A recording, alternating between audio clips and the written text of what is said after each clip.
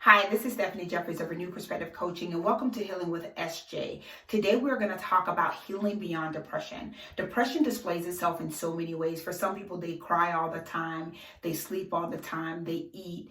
There's so many different ways that people display depression. It leads to them not bathing, not combing their hair, just kind of really withdrawing to themselves. So for me, when I am depressed, I can tell when a depressive episode is coming on because all I want to do is sleep. I don't want to do anything but sleep. And normally that is not me. So when I feel that coming on, I try to get to the root of it. Now, when it first happened, when I first noticed that I had depression or that I possibly battled with depression was when my great grandmother passed away. I was living in San Diego, California, and I was a Marine at the time, and all I wanted to do was sleep. All I would do was get up, drink coffee, go to work, come home, sleep. Get up, go to the gym, drink coffee, come home, go to sleep. And I did that. And neither me nor my spouse knew what to do at the time because he had never witnessed me being that way. And he had never witnessed me sleeping all the time because everyone that knows me know that I'm such a strong person. So the depression actually took me by surprise.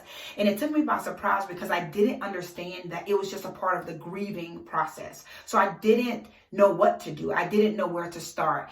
And there are so many people that suffer from depression for so many different reasons. Now, I have suffered and I have had bouts with depression since then at different phases of my life. And usually it's surrounding the death. It's usually surrounding the death of someone that I love. When I had a miscarriage and I didn't, and I was trusting God for a baby and that didn't happen, I found myself being very depressed. And what I realized is that I've even been depressed in the loss of relationships. It is one thing to lose someone that has passed on and they cannot, and there's nothing that you can do to fix the relationship. There's nothing that you can do to bring them back. But it's a different type of depression. And it's a different type of feeling to lose someone that's still walking on the earth, that still is breathing and living, and it's a very different thing. So depression happens for so many different reasons. It could be the loss of a job. It can be the loss of a loved one. It could be the loss of opportunities. It could be the loss of a spouse. It could be the loss of just this joy that you feel. And there are some people that need medication to deal with their depression.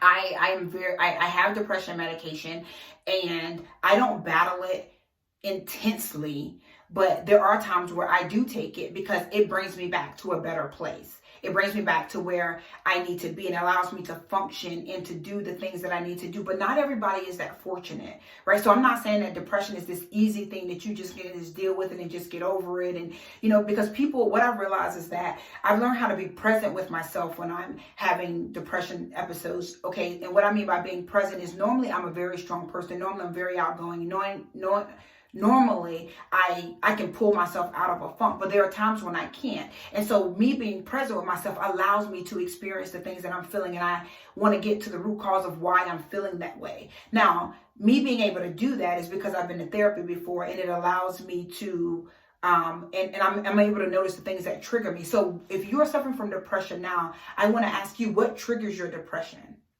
Is it talking to a particular person? Is it thinking too much about a particular thing? What is triggering your depression? Once you realize the things that trigger your depression, then you can begin to notice the onset of your depression so that you can begin to deal with it in a healthy manner. Now, I told you in California, I was drinking coffee. What I failed to mention is that it was liquor in the coffee. Yeah, it was liquor in the coffee. So I wasn't just drinking coffee. It was liquor in the coffee. Okay, because at that time, that's what I needed to cope. And because my spouse was not accustomed to seeing me like that, he didn't know what to say. He actually did not know what to do. So if you are suffering with depression, it could lead to alcohol. It could lead to drugs. It could lead to so many things, because all you're trying to do in that moment is numb the pain, because all you want to do is kind of feel better, feel normal, feel like yourself.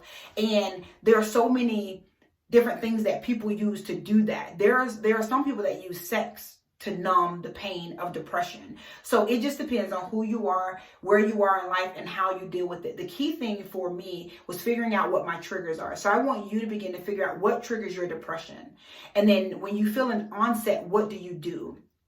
And what you do in those moments, it matters a little bit, because once you feel an onset, then one of the things I think that you should do is okay, I can feel this coming on, but allow yourself to have the feelings that you're having, right? So recently I went through this, and I was extremely angry. And then when I kind of unpacked it, I realized that I was angry because I felt betrayed, and I was betrayed because I felt let down. And at the root cause of it, it was because I trusted someone with the very best of me. You know what I mean? And so that kind of led to this depression state, and kind of led that. But I allowed myself to have the feelings. So be present with yourself. Allow you to feel the feelings, but you don't have to sit there.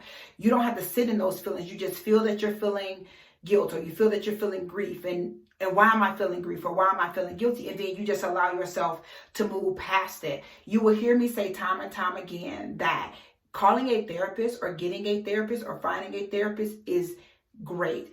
I will be honest with you, and I will tell you, if you actively go to church and you are suffering with depression, people are going to tell you to pray.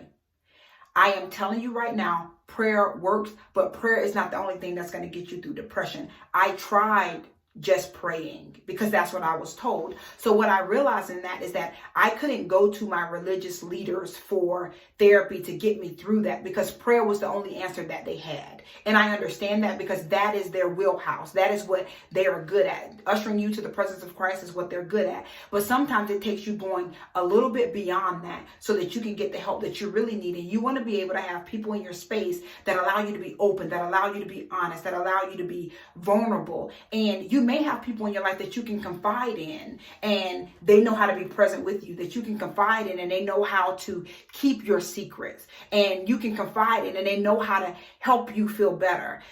You have to get yourself a network of people that can help you, that are willing to just listen, that are willing to just love on you, that are willing to allow you to be vulnerable, that are willing to allow you to cry if that's what you need to do, that are willing to allow you to scream if that's what you need to do. But you need to be able to get to the other side of it.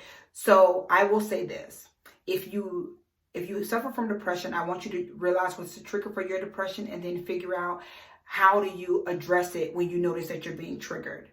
What are some healthy things that you can do other than drugging, sleeping, sexing, whatever other things people do to numb the pain of depression? What other things can you do? And I want you to, during this entire process, the biggest thing for me is that I want you to have compassion for yourself. I want you to understand that the way that you feel is normal. The way that you feel is okay. But we have to get you to a point where, so that you can begin to feel better about who you are, your situation, and everything that you are going through. If you have any questions or you have any comments, please do not hesitate to email me at renewedpcllc@gmail.com. That is renewedpcllc@gmail.com. And hopefully I can link you with the help that you need. Be blessed. Have a great day.